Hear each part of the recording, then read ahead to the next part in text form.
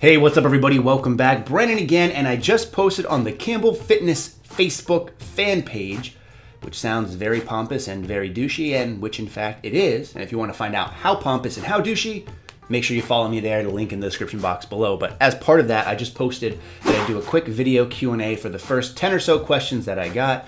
So that's exactly what I'm doing. I'm gonna run through these. Haven't screened them just yet, but it looks like there's about 15 questions. Some of you cheated and posted several questions, but we're just gonna go ahead and address them as we go. So starting at the top, and I'm gonna be referencing my computer here so I can read the questions and answering them here.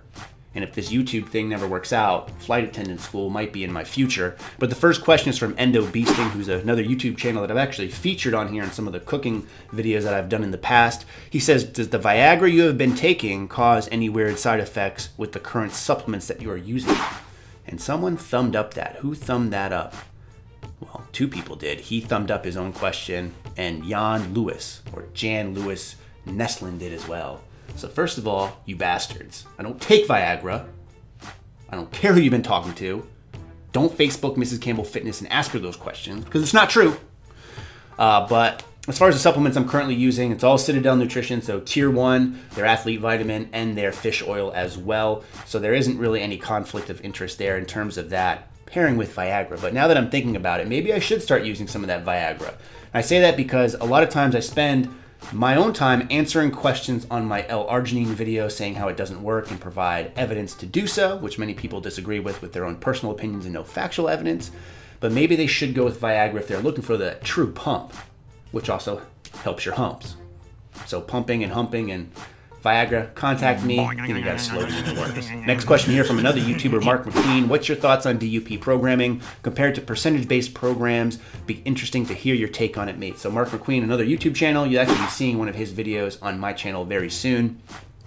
Before this, I'm still trying to wrap my head around the DUP style of programming. I've traditionally always been percentage-based, and I'm trying to implement more DUP style into my training. And a big reason for that is one of the videos that Garrett Blevins put out, so I'm going to link that video in the description box below. I think it's a very solid video talking about some of the specifics on DUP training.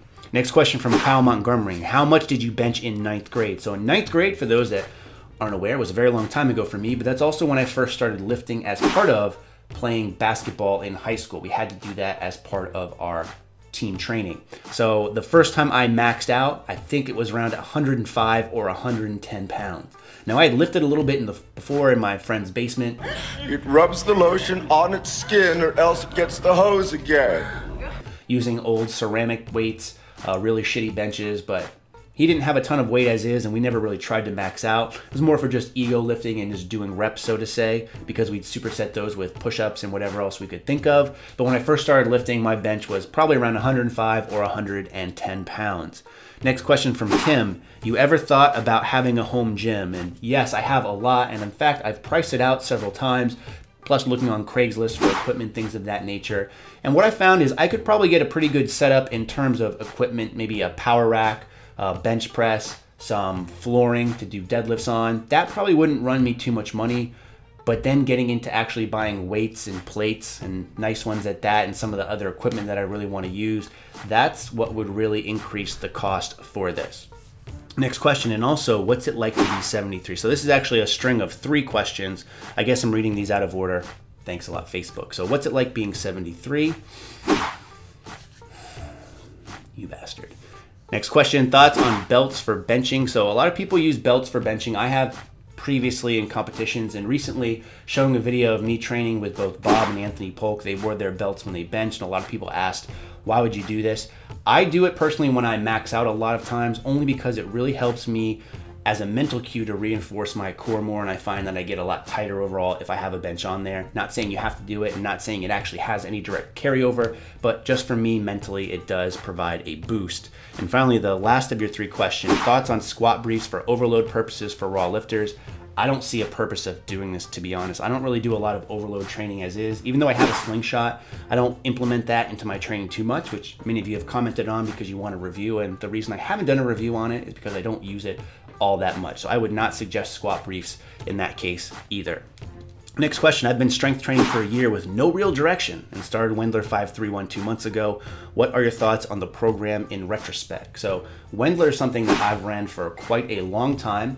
I've run different variations of the training program, and it's still probably one of my favorite programs out there. I really like how it's set up. I like how the progression is built into it. I like how you can have your plus days and really push yourself. So to me, it's still a solid routine. One of the things that I noticed when talking with people who first started is they notice that it's very light and very easy and doesn't seem very challenging at first. And that's the way the program is supposed to be built. So if you're running that program and haven't actually read the book 531 and read the actual text where Jim talks about why he sets up the way he does, then I really highly suggest you do that. But just know that it will get more difficult as you go further. So I think it was my 5th or 6th cycle before I really felt like the weights were starting to take a toll on me. Next question, are you in love with the coco? Now this could mean several different things, but I'm thinking you're referencing a little bit of this song, in which fact I am not in love with the coco, but I heard my friend John Jones might be, if you know what I'm saying. Next question, strength rep range or muscle rep range for cutting. So I've done a video on this, but to summarize it really quickly, your actual training should not change based off of your diet. The only time your training should change is when your training goals change. So if you want to train for strength, then do strength training reps. If you want to train for size and bodybuilding, do that. Your diet is completely separate. So I wouldn't let your diet dictate how you want your results to go, because you can do strength training still on a cut and initially at least start making gains.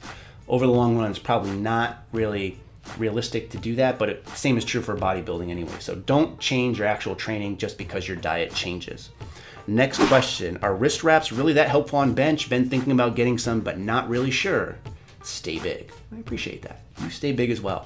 I don't think that they're that helpful from the sense of adding to the lift. I think mentally they give a lot of people a boost. So this could be kind of similar to wearing a belt on bench press, as we've just talked about recently.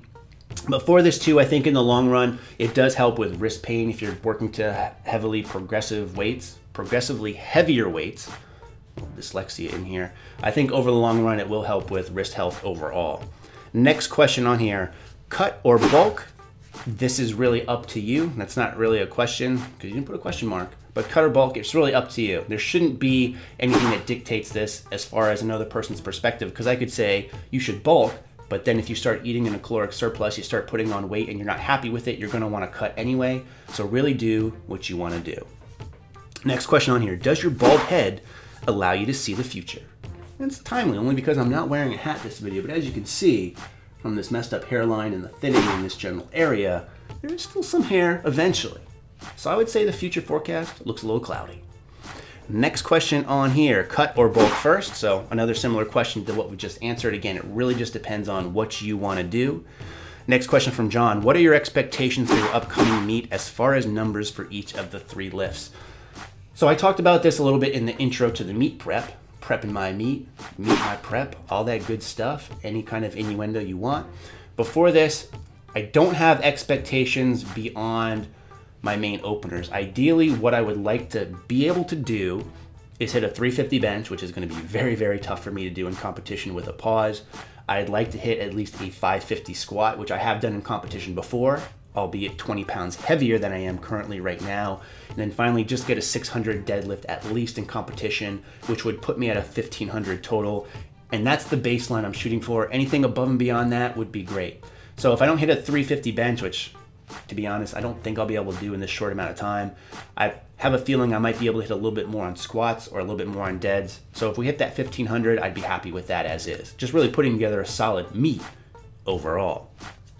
Maybe we should integrate that with the Viagra question from earlier.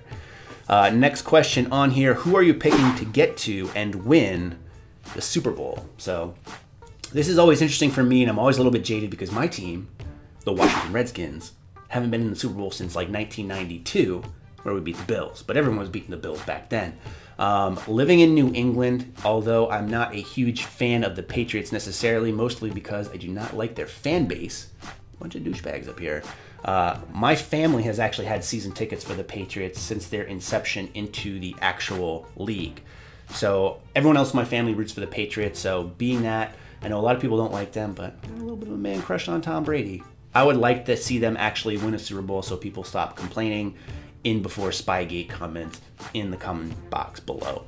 Finally, the last question, what's for breakfast? Well, it's about 12 o'clock now, so I've already eaten lunch and breakfast, but today I kept it pretty simple. I had a couple of large eggs scrambled together with some spicy salsa in just a protein shake. So a scoop of Optimum Nutrition, the cafe mochaccino, and then some milk, and that's it.